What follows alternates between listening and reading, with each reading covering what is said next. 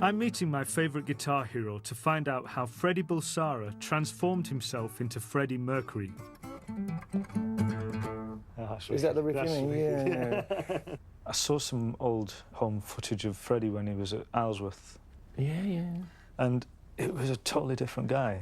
He was in the background, always at the side of the shot, always behind the crowd. Maybe the truth of the matter is that there was a catalytic thing that happened when we met Freddie, because I know Freddie was very inspired by us. He used to come and watch us, and he got very excited.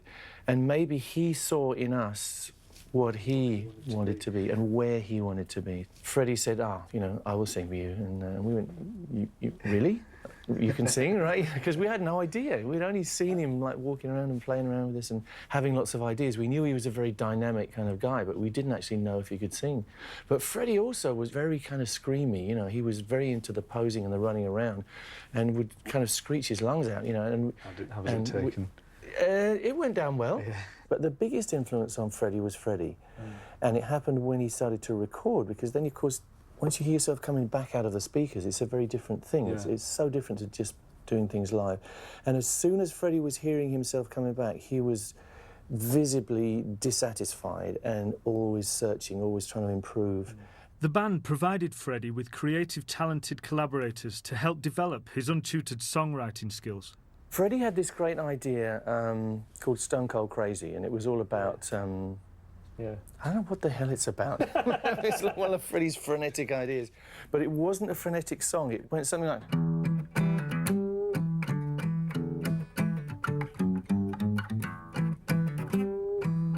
or something like that. So when we got together, I said, Freddie, it would be really funny if we did it like more frenetic, like the way you normally are, you know.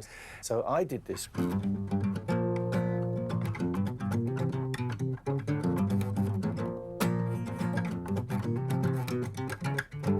But he liked that, you know, and so the song instantly became ticky, ticky, ticky, ticky, ticky, ticky, ticky, sleeping very soundly on a Saturday morning, and that was really something that gelled with us very quickly.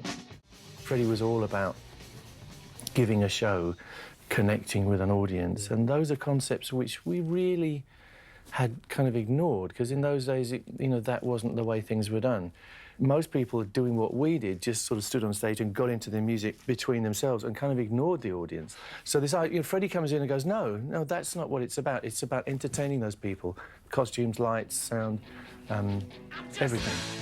Rhapsody was really a product of Freddie's fevered brain, you know, more than anything else.